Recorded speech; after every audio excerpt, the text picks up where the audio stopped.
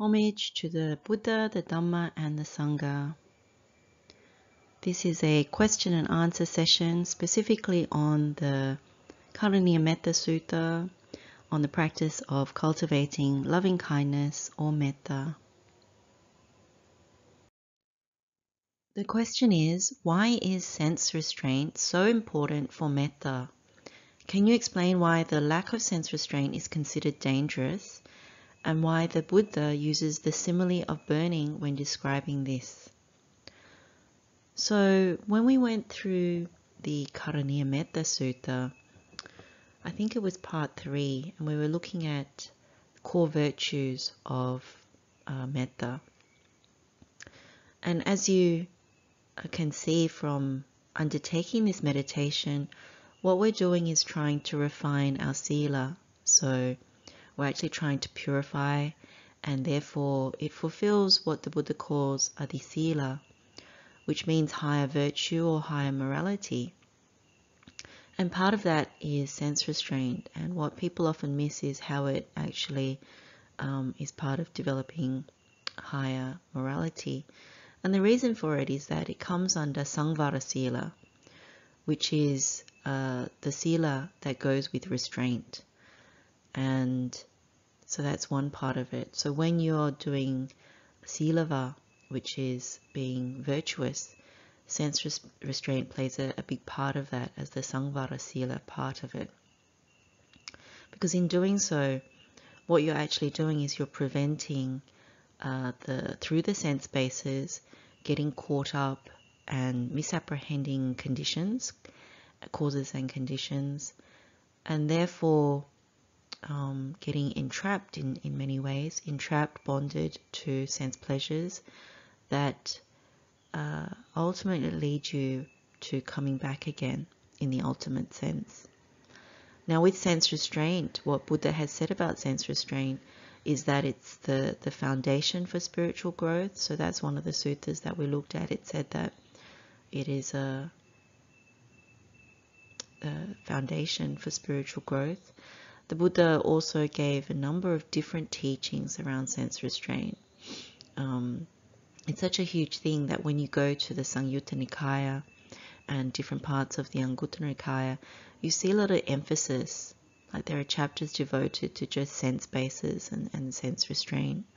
One particularly good sutta is the Indriyasaṃvara Sutta. But alongside that, you also have the Pamādavihāri Sutta, which we also went through. And also the key one around the tortoise and the wolf or the fox, where the tortoise senses danger, and in order to protect itself, it retracts its head and it retracts its limbs. So what's important is actually to see that when you keep your senses open, you're actually fueling them.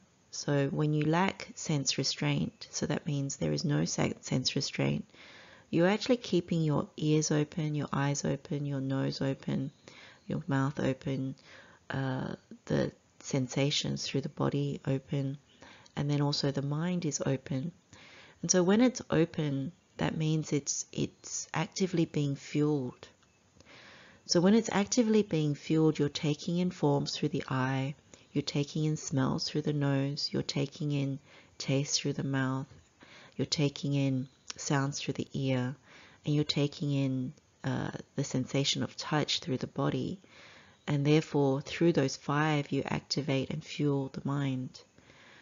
And why that's a problem, why that's dangerous, is that essentially if you take it as something that you like or even dislike or something in between, that whatever object it is through the 6 senses, whatever object it is that you're taking in, that if you go abhinandati, abhiwadati, ajosatithati, which is you take delight in it, you then welcome it again and again, and then you remain holding to that, then it leads towards nandi, which is delight, clinging, which is upadana, and then bhava, which means coming back into existence, and then jati.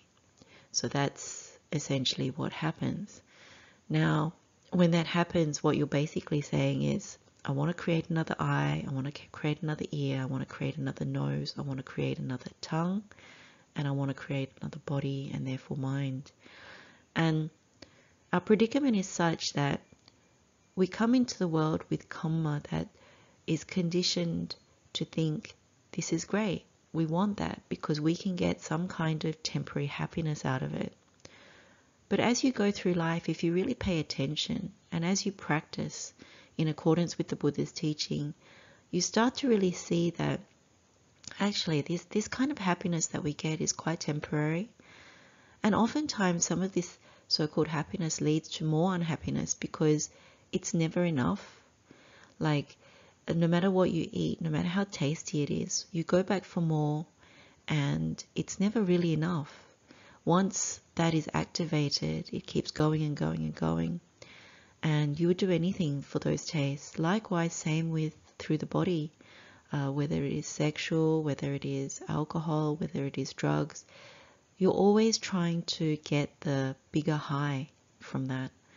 And the same thing could be said with the eye. I mean, even when you think about misuse of the eye, that when you not just look at pleasant scenery, it's even the misuse through the internet, through the TV, through reading material, through pornography. It's when it gets to the extreme, and even before then, that you get caught in it, that it's never enough and you need to keep going for it. And so you would work harder for it, you would toil over it. It becomes your priority that you no longer see the truth, you just misapprehend. And that is our basic conditioning when you come into the world, because that's how you created this body, whether it's through any of those objects, through the ear, eyes, nose, tongue and body and then mind. And what we're trying to do by following the Buddha's meditations, by actually training ourselves, what we're trying to do is actually to go against our usual thinking, go against our conditioned thinking, and really think a different way, and to correct some of our wrong views, if not all of our wrong views. And when we are able to do that, that's when sense restraint, Indriyasaṃvara or Santindriyo in the Karaṇīyametta Sutta, same kind of thing, is we're trying to actually cultivate a higher thought or a higher mind, because this is what is known as Ādittapariyāya, because we're trying to refrain from unwholesome things, and we're trying to actually refrain or be away from sense pleasures. That's what fulfills the first two parts of Ādittapariyāya, the higher mind or higher thought. Once you do that, what you actually see is once you actually correct these wrong things, then you actually have a chance to develop the jhanas. And that's the latter part of Ādittapariyāya, that's what you're actually trying to do. And so when you start to see that, that's when you start to see why it's dangerous. And you actually need the virtue through Saṃvara Sila, the restraint that brings that kind of virtue, to actually then get to Ādittapariyāya, which is the higher mind or higher thought, and I guess the higher concentration of mind, that once you actually be able to do that, then you're away from sense pleasures or things that activate the senses. You're away from unwholesome as a result of that, and therefore you can actually access the mental absorptions. You can actually develop a deeper concentration actually to then penetrate Dhamma, to then cultivate higher wisdom. But that only comes by being able to see, because the way you get to Adipanya at that point is really to see, if I indulge through any of my sense bases, then I may want to create another eye, ears, nose, tongue. Therefore, I want to create another body, because you can't create any of these sense bases in isolation of a body. And therefore, the whole mess of suffering comes again, because you want to birth again. So the second part of the question is why the Buddha uses the simile of burning. And we'll take another closer look at this in order to answer this question. The sutta where the Buddha gives the teaching on burning is called the Ādittapariyāya Sutta, and it's in the Samyutta Nikaya, chapter 35, and it's discourse number 28, and it's commonly known as the fire sermon. It's where the Buddha gave a teaching to newly ordained ascetics, about 1,000 of them, and they had previously performed sacred fire rituals. And so Buddha used the same kind of analogy in order to teach them about the sense bases and the danger of the sense bases, and actually how to liberate by overcoming both the internal and external sense bases. And so if we take the example of the eye, what the Buddha had said was, because all is burning, and what because is the all that is burning? The eye is burning, forms are burning, eye consciousness is burning, eye contact is burning, and whatever feeling arises with eye contact as condition, whether pleasant or painful, or neither painful nor pleasant, that too is burning. Burning with what? Burning with the fire of lust, burning with the fire of hatred, with the fire of delusion, burning with birth, aging and death, with sorrow, lamentation, pain, displeasure and despair, I say. The Buddha goes on to the other sense bases. So what's important here is when it burns with the fire of lust, hatred and delusion, this is a similar way of saying lobha, dosa, moha, in terms of greed, hatred and delusion, or in this case raga, dosa, moha, lust, hatred and delusion. And the other interesting thing is Buddha says everything is burning. So both internally and externally it's burning.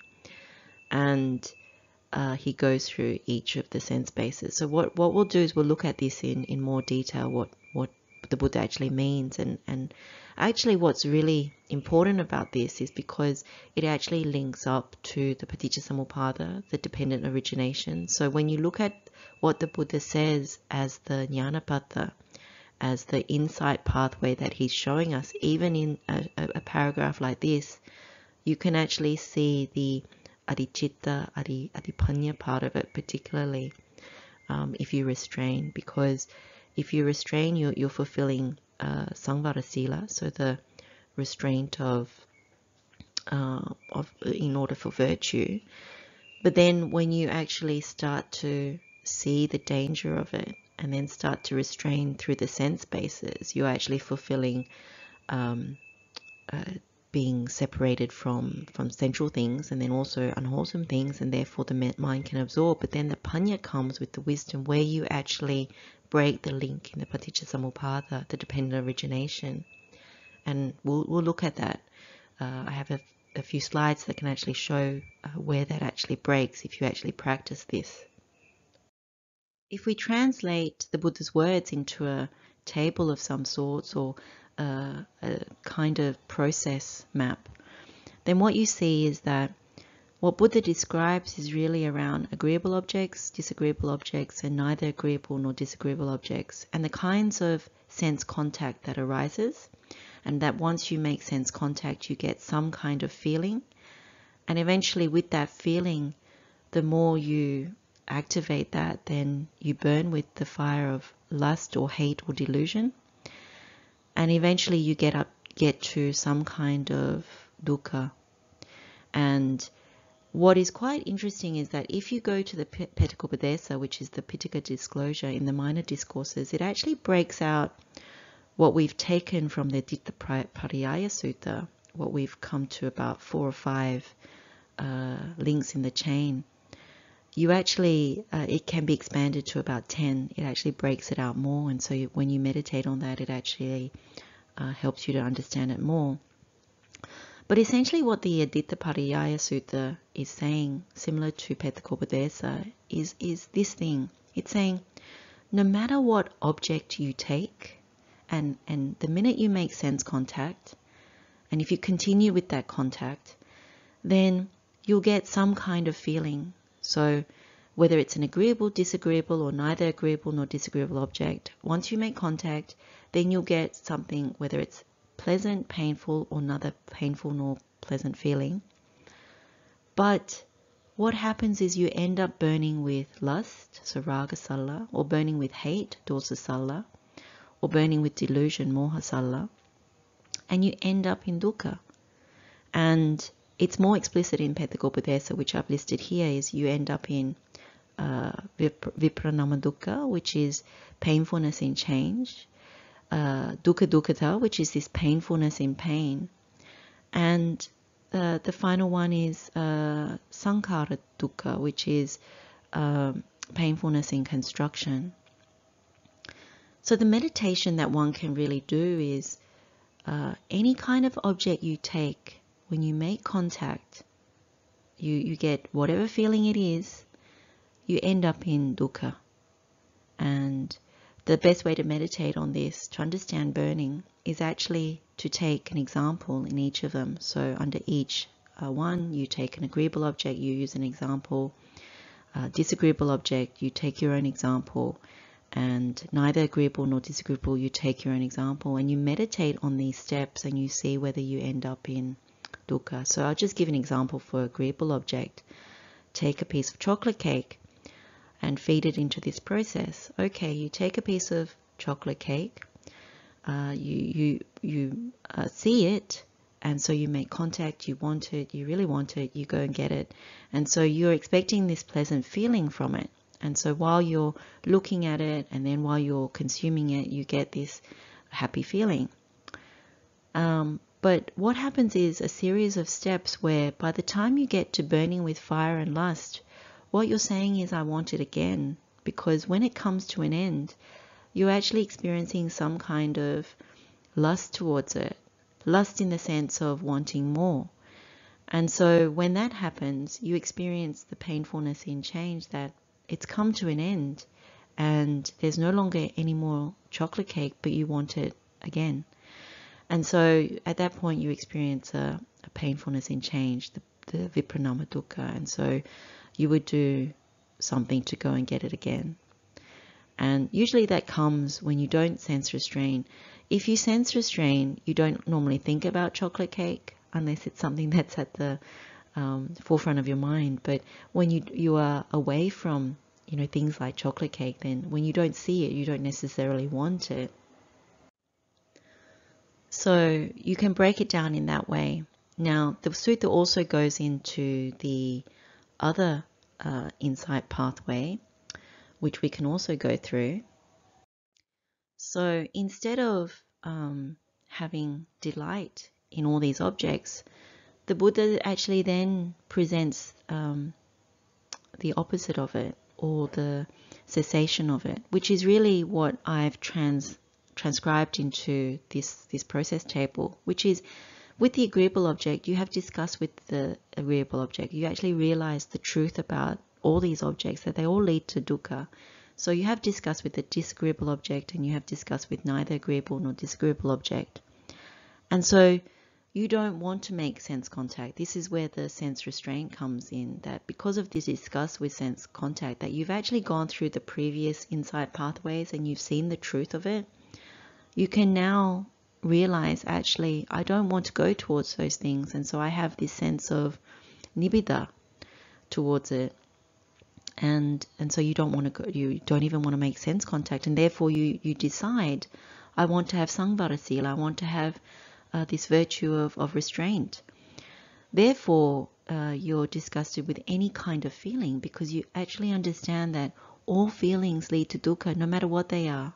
That the pleasant feeling is temporary, the painful feeling is actually really painful, and the neither painful nor pleasant feeling also leads to dukkha. So why indulge or believe in that?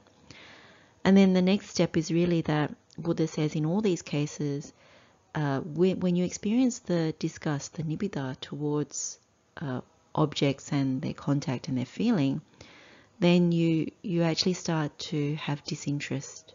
You're actually not interested in it. You start to detach from any of these objects that you take in through your sense bases. When that happens, what Buddha says is there'll be this lack of desire for these things, and so one becomes free. And then with the freedom, you get the knowledge, the jnana, the knowledge that you're free. And then the Buddha ends it with, birth is exhausted, the holy life has been lived, what had been done has been done, or what had to be done has been done, and there is no more for the state of being. So that you see two particular insight pathways contained in the Ādittapariyāya Sutta, in the burning, and that's what the Buddha was teaching to these former ascetics who had ordained in his lineage. And it's very, very powerful teaching, and you can actually get a more detailed version of this particular part in the Pettakopadesa as well, the Pitaka disclosure. It actually has more links, and when you meditate on it, it shows the type of releases that one could get in terms of liberation. So that's a short explanation of it. What I probably would like to go through is just to show you where it actually comes to in terms of the Paticcasamuppada. When we look at dependent origination, which you can find in the Paticcasamuppada Sutta, and it's Samyutta Nikaya, chapter 12, discourse number 1, you see the 12 links in the dependent origination. So you begin with ignorance. Ignorance is what causes us to come back into the world. So that is a condition for volitional formations, which is then a condition for consciousness, then name and form, then 6 sense bases, then contact, then feeling. Therefore, craving arises, then clinging, existence, therefore then birth, aging and death, and therefore the whole mass of suffering. Now, what we've got here is a diagrammatical depiction of those 12 links. And what I've highlighted here is really the links around 6 sense bases, contact and feeling, because what we've been going through via the Ādittapariyāya Sutta is where Buddha is telling us we can actually break these links.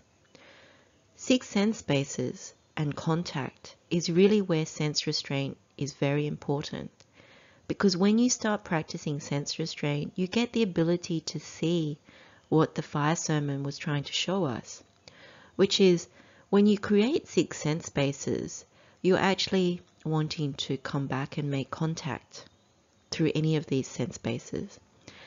And when you make contact, you have the potential, particularly through dependent origination, to misapprehend feeling. When you misapprehend feeling, tanha arises, craving. And the misapprehension means that you start to burn with lust, hatred, and delusion. But you don't see it. You actually misapprehend that. You think there is actually, instead of dukkha, there is sukha, which is lasting, that can be controlled. You can hold on to it. You can get whatever you want. But Buddha always says that you actually never get what you want due to the fact that we are aging, we get old, we get sick, and then we die. That this is the predicament for all of us, that don't misapprehend it, the Buddha is saying. But when we misapprehend through clinging, we actually think, okay, it's worthwhile. There's something valuable here to come back to existence. When we think like that with the wrong view, then of course we create another birth, and then aging and death come with that, and the whole mass of suffering comes with that. And if we never correct the view, then yet again we would want to create another body, through wanting to experience these things through the sense bases. And so the whole thing continues again. That's the ignorance. And so you get this idea, this is good, let's do it again. And so you create the volitional formations, consciousness, name and form, and then again 6 sense bases. So what the Buddha is saying through the fire sermon is, don't do that. Like, look at these sense bases. Look at contact made through the sense bases. Look at the feelings that come through the sense bases, but realize that they all end up in dukkha, which is the processes we were looking at before through the fire sermon. And when you break through, when you really see that truth, that no matter what object you take through the 6 sense bases, that no matter what contact you experience, whether you experience pleasant contact, painful contact, or contact that is neither painful nor pleasant, it ends up in one of the 3 types of feeling: pleasant feeling, painful feeling, and neither painful nor pleasant feeling. But when you experience that, and you use your own examples to meditate, you start to see actually they all end up in some kind of dukkha. And so if you really meditate on that, you have the opportunity to break these links. So that is the beauty of when you bring that all together. That's another way of also seeing why sense restraint becomes so important, because you don't actually want to keep going down this pathway, this unwholesome pathway that the Buddha is actually telling us. So again, if you do go down this way, then you start burning with lust, burning with hatred, burning with delusion. And it's a very unhappy thing to actually do, because at that point you have no choice really, because you have the wrong view, and therefore you are with the unwholesome really. And so when you start to learn this true Dhamma from the Buddha, liberation is much closer, because if you attend to this, you actually start to see, this is how it's constructed. This is the pathway of how it's constructed. And then you look at the Buddha's other pathways. This is how you don't construct it. This is the Atangama part of it. So what we've been looking at so far is mainly the samudaya, the rising of the wrong side of it. And Buddha also always gives the Atangama, or the Nirodha, the non-arising, the cessation of it, and which is really the path leading, out of that, which is the Noble Eightfold Path. And so through the Noble Eightfold Path, which becomes the Tenfold Path, you really fulfill higher virtue, higher thought, and therefore higher wisdom. And so this is a way of looking at that. So we have this reference when you have controlled sense faculties, which is santindriyo, the equivalent is Indriyasaṃvara, sense restraint, and tranquil minds, your bodily action will be peaceful, your verbal action will be peaceful, and your mental action will be peaceful. So this is the Āramadanda Sutta, Anguttara Nikāya, chapter 2, discourse 36. And what the Buddha is saying here is essentially the culmination of understanding this Dhamma, that when you understand that you control your sense faculties and want the tranquil mind, then bodily action will be peaceful, verbal action will be peaceful, mental action will be peaceful. It's really the culmination of the Noble Eightfold Path, that you really see that you don't want to burn, and you don't want to be with the unwholesome, that you see sense pleasures for what they are. They're very temporary. They're very prone to misapprehension. They're the reason why we've actually come back into the world. We misapprehended, and we thought that we could squeeze even the little bit of sukha out of it, and that we could control those conditions to make them last, and that we have the power. But when you contemplate our predicament of old age, sickness, and death that comes with birth, then you realize that we actually don't have control over this situation at all.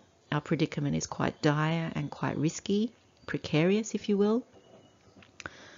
So then when we actually cultivate some of these meditations of the Buddha to actually see this truth, when you see this truth, you realize the beauty of having calmed sense faculties, having tranquil mind, that these two go hand in hand with the Noble Eightfold Path, that you realize that if you walk the Noble Eightfold Path, then you can have a more balanced existence for the rest of this life. And in that way, you're guarding yourself in many ways from the dangers that come with sense pleasures, that come with misapprehending feeling, that you no longer misapprehend sense objects. You no longer misapprehend the contact, therefore you refrain. You no longer misapprehend all those feelings, and therefore you don't create another opportunity to come back again. And this is really the culmination of this knowledge.